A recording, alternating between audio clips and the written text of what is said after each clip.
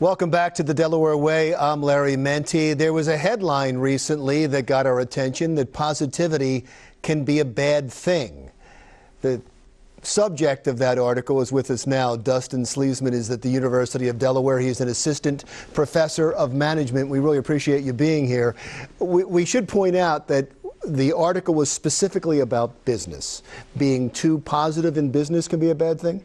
Yes, well, essentially, escalation of commitment is a decision-making bias, where after we've invested a lot of resources into a course of action, such as a project, a business strategy, even a relationship with someone else, after we've invested a lot into that, we tend to stick with it.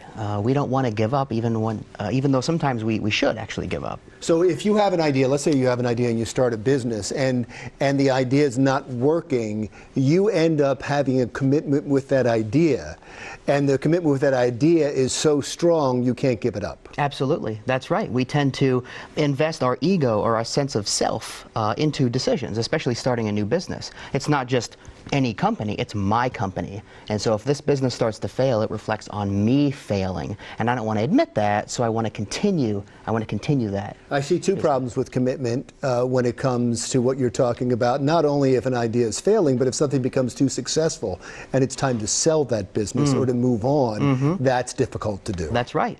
Even if it's working out pretty well and selling is maybe the best option, we still want to hold on to that. We take things very personally, especially if we are the ones that initiated it. But there's two sides to that coin, is there not? So you have escalation of commitment on one side.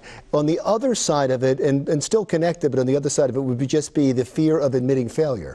Absolutely, yes. That sense of ego, that self that we wrap into the decision, that's a huge part of this bias. So it may not be that you love the idea that much. You may know it's failing. You're just not going to let go of it because you then have to admit that you failed and it could hurt you. Absolutely, yeah. We like to think that we're rational, that we can think very clearly, especially when it comes to business decisions. But we're fooled. We're fooled. We let our emotions get involved. So how do businesses deal with this? Well, one thing that can be done is before that project, that small business venture even starts, set some goals, clearly defined benchmarks. And if we're not hitting this profit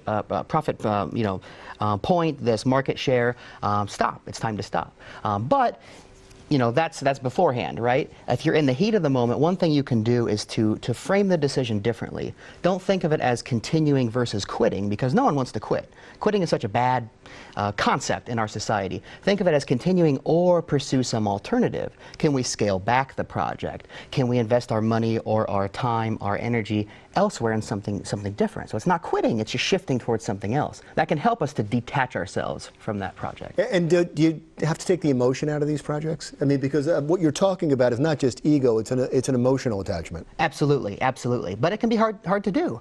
Sometimes we can get advice from others. Other people can help us to think more clearly, as long as they are not also attached to the project as well. Right. This escalation of commitment not only works with business, I think it works in people's personal lives as well.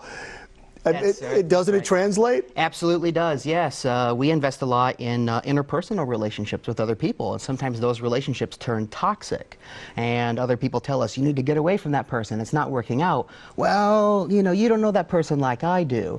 And I've invested so much into this person, what do I do now? I can't quit. I'll have to admit that all those people were right. So it absolutely translates to interpersonal context as well. It's a fascinating concept. It's a fascinating study that you're doing, and I think it plays out across America in government and businesses all the time. We've seen it over and over and over again, and I think it's the reason CEOs sometimes have boards that can keep them in check and can say, no, that's not working, we're not supporting this anymore. Absolutely, and there's a lot of research that's been looked at in terms of top management teams, but that's, you know, you would think that the board would provide some clarity to the CEOs, but sometimes there's friendships, the ties between the executives and the board, that sometimes they can reinforce that image of the CEO and success and you know, not wanting to admit failure. So sometimes boards can actually reinforce bad decisions, but yes, there's the potential there to get them to see more clearly. Yeah, and in personal relationships there's boards too. They're called relatives. Yeah, exactly.